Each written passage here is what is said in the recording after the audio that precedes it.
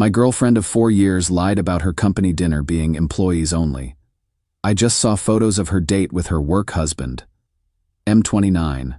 I'm a heavy equipment mechanic, been with Bonnie for 4 years. She works as a logistics coordinator at a shipping company. Different worlds, but it worked. At least I thought it did. 2 weeks ago she mentioned her company holiday dinner, said it was employees only, no plus ones allowed this year. Budget cuts or something. I didn't think twice about it. We've been solid. I trusted her completely. I was actually happy she was going. She'd been stressed about work, and I figured a night out with her team would be good for her. I even stayed late at the shop the night before to tune up her car, oil change, check the brakes, made sure she'd get there safely. That's just what you do when you care about someone. The dinner was last Friday. I worked a double shift, came home around 11 p.m., grabbed some leftover pizza, and crashed. Saturday morning I woke up to texts from her saying she had a great time. Thanks for understanding about the no-date policy. I was scrolling Instagram while drinking coffee and saw it. Photo posted by one of her co-workers. Group shot from the restaurant. Bonnie front and center, sitting close, really close, to this guy I'd heard about but never met. Cade Sterling. Her work husband, which is what she called him when she talked about the office. The caption, "Amazing night with our work family. So glad we could bring our partners this year." Partners, plural, meaning plus ones were absolutely allowed. I stared at that photo for a solid 5 minutes. Bonnie was wearing the black dress I'd complimented 2 months ago when she bought it. The one she said was, just for special occasions. She was laughing at something Cade said, his hand casually draped on the back of her chair. I scrolled through more photos from the night. Every single one of them together. In one shot, they're sharing a dessert. In another, he's got his arm around her shoulders. I called her. Voicemail. Texted. Saw the photos. Thought it was employees only. 3 hours later, she called back. I could hear she'd been coaching herself on what to say. Oh, that.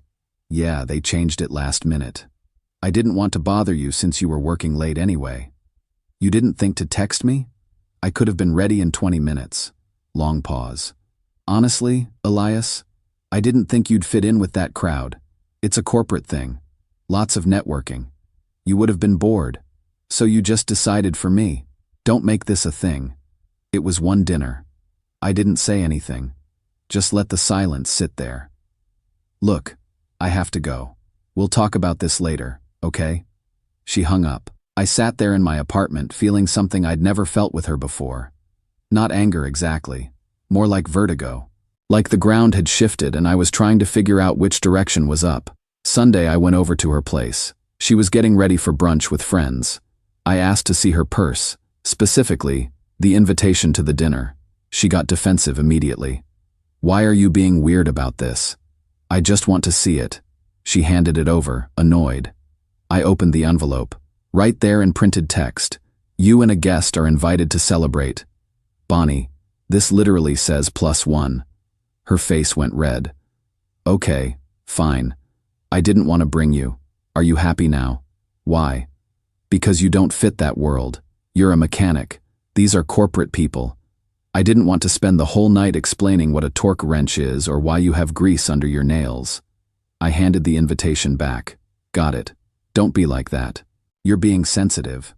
I'm being sensitive because you lied to me and took another guy to a couple's dinner. He's not another guy. He's my co-worker. God, you're acting like I cheated. Did you? She looked at me like I'd slapped her. How dare you? I can't believe you'd even ask that.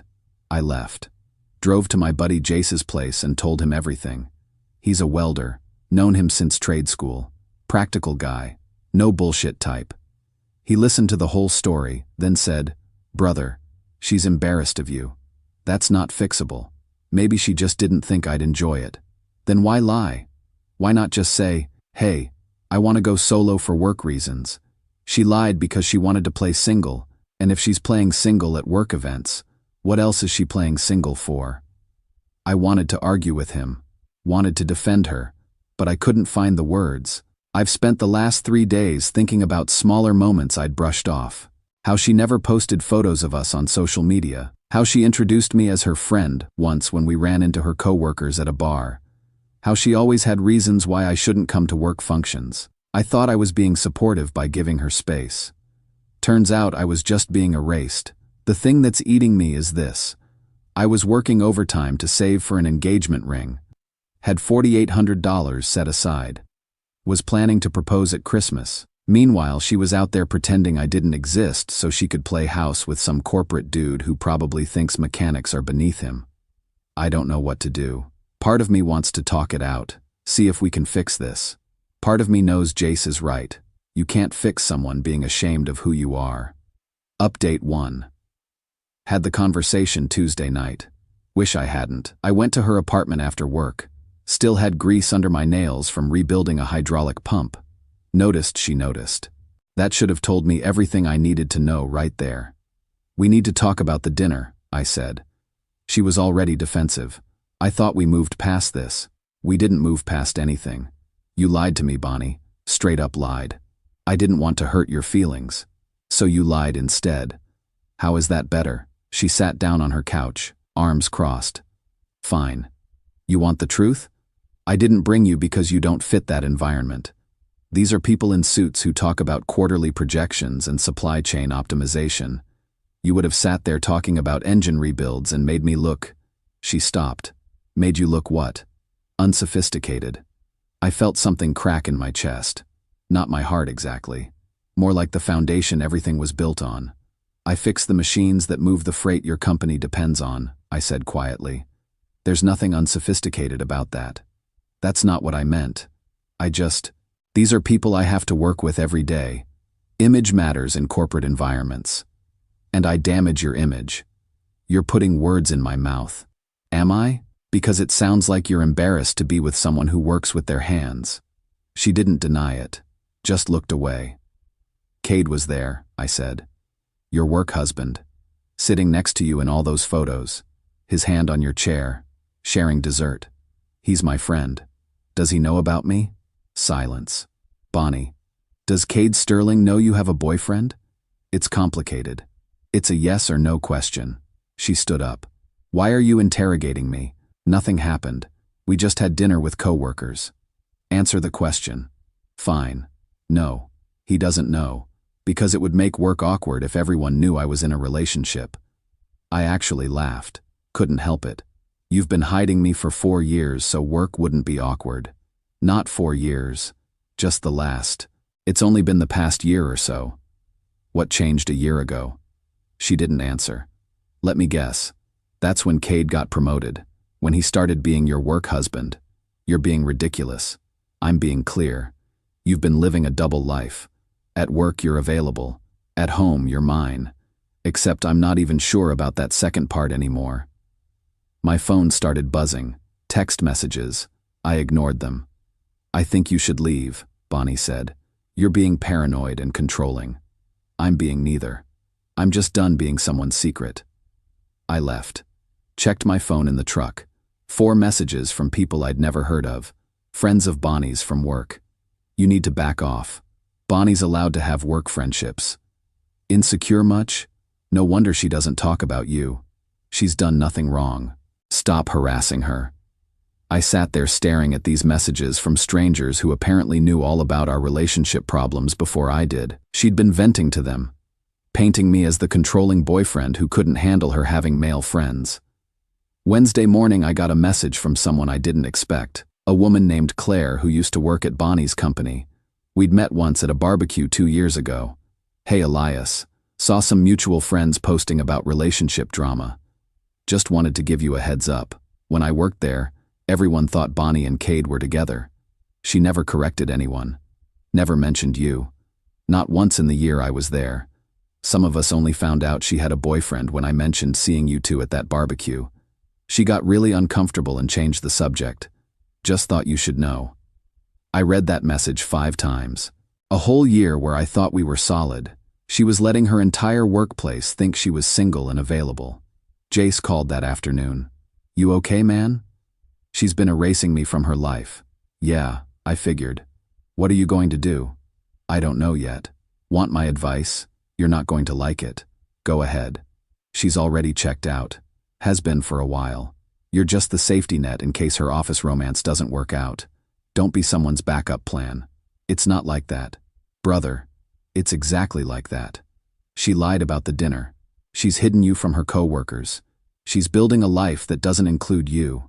The only question is whether you're going to sit around waiting for her to officially end it or if you're going to have enough self-respect to walk.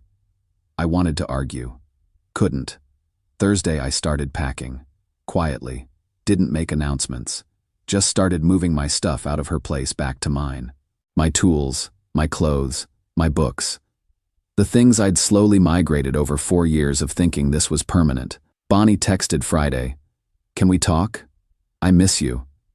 I didn't respond. Because here's what I finally understood. I'd spent 4 years trying to be enough for someone who was fundamentally embarrassed of what I do for a living.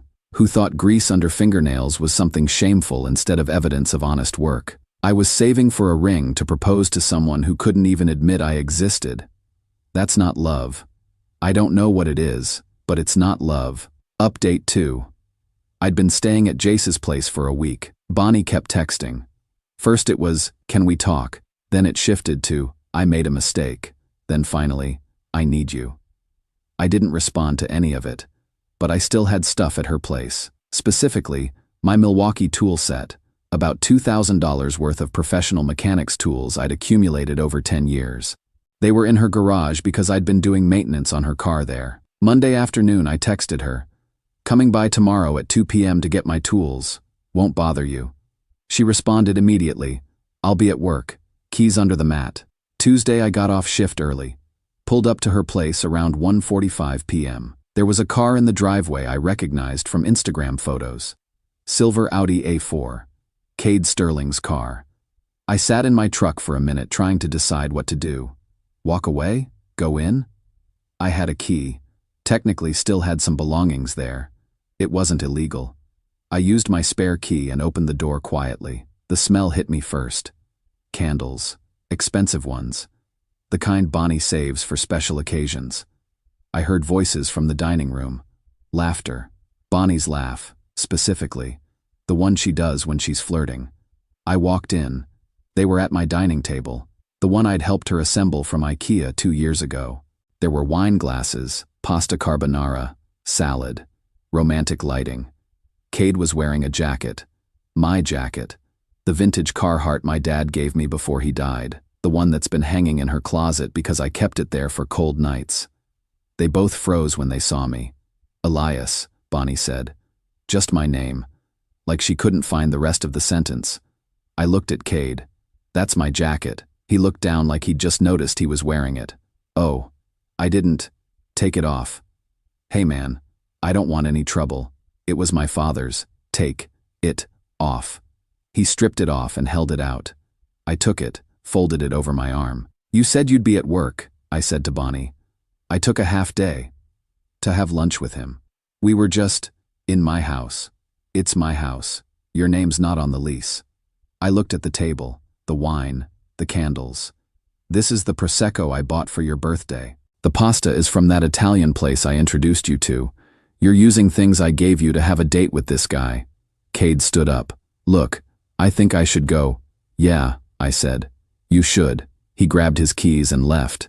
Didn't even look at Bonnie. Just walked out and left her there. Real work husband energy. Bonnie and I stood there in silence.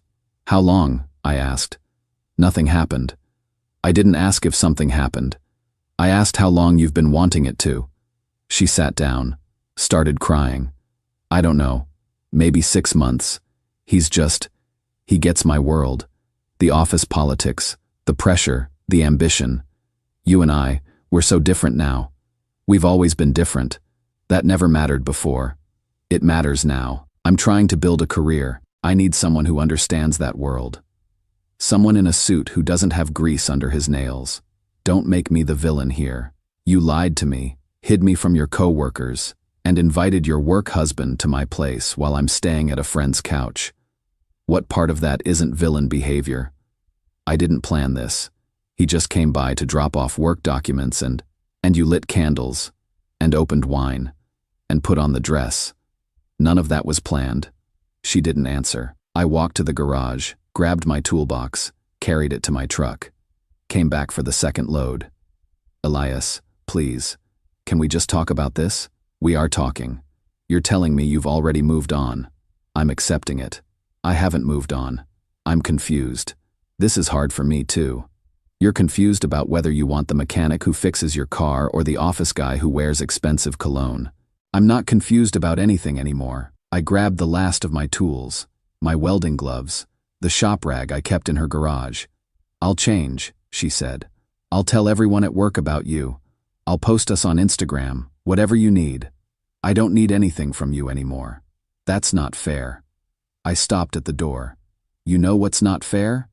I spent 6 months saving for a ring. I was going to propose at Christmas, had the whole thing planned. Meanwhile, you were already auditioning my replacement. Her face went white. You were going to propose? Yeah. Stupid, right? Proposing to someone who's ashamed of me. I'm not ashamed. You couldn't even introduce me to your coworkers. You hid me for a year. That's textbook shame. I left, loaded my truck, drove back to Jace's place. He took one look at my face and grabbed 2 beers from the fridge. Found her with him? He asked. Worse, found her trying to be with him the way she used to be with me. You handle it okay? Didn't hit anybody if that's what you're asking. That's what I'm asking. We sat there drinking in silence. My phone buzzed. Text from Bonnie. I'm sorry. I know I messed up, but I love you. Please don't give up on us. I blocked her number. 4 years. I gave her 4 years of my life. Fixed her car, helped her move, supported her career changes, listened to her vent about office politics. I did everything right. And she was embarrassed to admit I existed. Final update. It's been 6 weeks. Figured I owed everyone an update since this got more attention than I expected. 2 days after the confrontation at her place, Bonnie went Instagram official with Cade Sterling. Full relationship announcement. Photos of them together with the caption, "Finally free to be with the right person." Finally free. Like I'd been holding her hostage for 4 years. I saw it because mutual friends were sending screenshots asking if I was okay. I was fine. Actually felt relieved more than anything. The trash took itself out. What I didn't expect was how fast it would fall apart for her. Week 1. Everything looked perfect on social media. Date nights at expensive restaurants. Weekend trips. The whole performance of a relationship built for an audience. Week 2. I heard through Claire, the ex-coworker who'd given me the heads up, that people at their office were uncomfortable. Bonnie had been claiming she was single while dating me, then immediately jumped into something public with Cade. HR had words with both of them about workplace relationships and professionalism. Week 3. Cade got transferred to a different department. Apparently management didn't love the optics of 2 people in the same chain of command dating, especially when one of them had just been claiming to be single. Week 4. This is where it gets interesting. I got a text from an unknown number. Elias, it's me. Please don't block this number. I need to talk to you. I almost deleted it, but something made me read on. Cade isn't who I thought he was. He's been using me. He moved into my place 2 weeks ago and isn't paying rent. Says he's between financial situations. I found out he's $30,000 in debt. He was using me for stability. I made a huge mistake. You were the real one. Please call me. I showed Jace. He laughed so hard he choked on his coffee. She traded a man who fixed her car for free for a man who can't pay rent. That's poetry. I didn't respond to her message. Week 5. More messages from different numbers. Each one more desperate. I'll do anything to fix this. I was stupid and scared and I chose wrong. You're the only man who ever really loved me. I blocked every number. Week 6. Yesterday I was at the hardware store buying supplies for a side job. Ran into Bonnie. She looked terrible. Exhausted. Hair not done the way she usually keeps it. Elias, she said. Please, can we just talk? No. 5 minutes. That's all I'm asking. I should have walked away, but I was curious. Fine. 5 minutes. We sat in my truck. She immediately started crying. He's not who I thought he was. He doesn't work as hard as he claimed. He's lazy. He expects me to pay for everything. My apartment is a mess because he doesn't clean. And she stopped. He what? He told me he never saw us as serious, that he was just having fun, that I shouldn't have ended things with you for him. I almost felt bad for her. Almost. So you wanted the corporate guy with the nice watch and the expensive cologne. You got him. And it turns out he's worthless. I know I messed up. But you and we were real. We built something. Can't we try again? No. Why not? People make mistakes. I'll do better. I'll appreciate you this time. Because I don't want someone who had to lose me to appreciate me. I want someone who sees my value from the start. That's not fair. You're right. It's not fair. It's not fair that I worked overtime to save for a ring while you were embarrassed to admit I existed. It's not fair that I fixed your car and helped with your career and supported your dreams while you were shopping for an upgrade. None of it's fair. But it's done. So that's it? 4 years and you're just done? I was done the moment you chose him over me. This is just me making it official. She got out of my truck, stood there in the parking lot crying while I drove away. I felt nothing. Not anger, not satisfaction, not even pity. Just nothing. Here's what I learned from all this. Never be someone's secret. If they're embarrassed of you, they don't love you.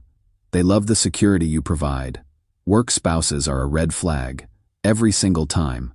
If your partner has a work husband or work wife, pay attention to how they talk about them. If it sounds like emotional intimacy, it probably is. The right person won't make you prove your worth. I spent 4 years trying to be enough for someone who was fundamentally ashamed of what I do. That's not a relationship. That's self-destruction. I took the money I'd saved for that engagement ring, all $4,800 of it, and bought a used F-250 for side jobs. Jace and I started a small welding and fabrication business on weekends. We're already booking jobs 2 months out.